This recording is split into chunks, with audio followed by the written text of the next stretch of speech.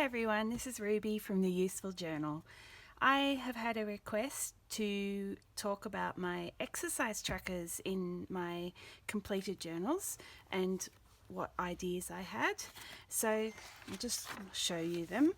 In this journal, first thing I did was work out what my heart rate ranges were and at what point I would burn fat and at what point I had to raise my heart rate to achieve aerobic fitness. There's lots of websites that explain the calculations for you, so I recommend you have a look on there and work it out because it's different for everyone. So in this spread, I tracked each day what exercise I did and what heart rate range I had achieved, and then I also tracked the steps I did per day. In the next one, I expanded on that a little bit, so I still tracked my steps, but I also tracked the hours of exercise I'd done each occasion. But I also started tracking, I was wearing a heart rate monitor on my wrist. I was tracking the time spent in each heart rate range each time I exercised, and I had a goal of achieving at least one period over 89 beats per minute a day, and you can see here that 4 days in that month I didn't achieve that.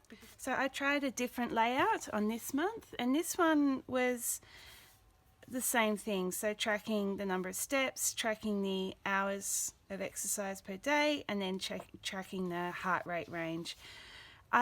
Look, this is really pretty to look at, but it wasn't great for being able to assess how you'd done and what exercise you'd done, so I didn't do that layout again. I went back to the original one, once again tracking the exercise I did each day, and then this is the first time I tried this layout where I had the steps and the heart rate at the top, and I just tracked the number of steps I'd done is the line, and I tracked how long I'd spent in each. So this is minutes here, so 15 to 30 minutes in between 106 and 124 heart rate. Then I stuck with that layout for a little while, and because I really liked it. It gave me a really good idea of where exercise had really paid off and where I was getting that heart rate range that I needed. I needed to be, particularly in this row, to start getting fitness and lose weight.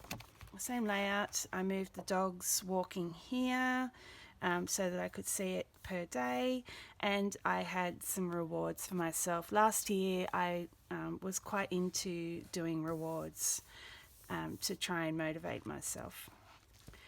So I kept up the same layout here, but what I did in this month, which was quite fun, was I had Biketober at work and I decided to join in, and we basically had to try and challenge ourselves to ride as often as possible to get the Ks up. So it was a really fun little layout to do.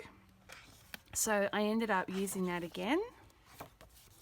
And this time I had the bike and I added kayaking. So this is the kayaking distance I did for that month. Once again, same layout with the heart rate ranges and with the exercise and walking my dog. This is a nice little way to push yourself towards a goal. In this month, I just did the same thing again. Another cute little layout.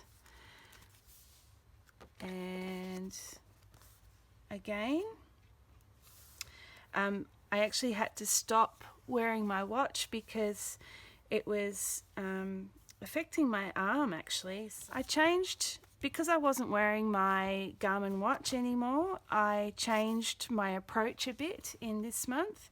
And so I had my walking my dog, and that was just tracking distance I'd done with him. And then this is tracking distance I'd done with the kayak. And then here I had a daily, I was trying to do pull-ups each day, and so I had set myself a target there, but I really didn't stick with that one. Still working on that one. And then again, same sort of idea here, setting myself a target. It was fun to colour in along the way. I think I actually stopped colouring in after a while because I definitely walked more than that. But that was basically 10 minutes per dot.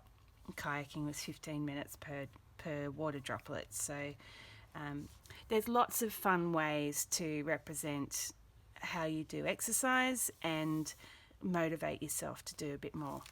And on that note, I have had a couple of spreads. This is my very original bullet journal, my first ever effort. Took a couple of years of stopping and starting, but if you have an event coming up, you can set yourself, first of all, it's great to put in your journal a training program and then mark off how you've gone with that training program. And then what I also did was I drew my local lake that I was doing lots of training around and noted on that. It was kind of just as I went through the month, I just added notes about what exercise I'd done.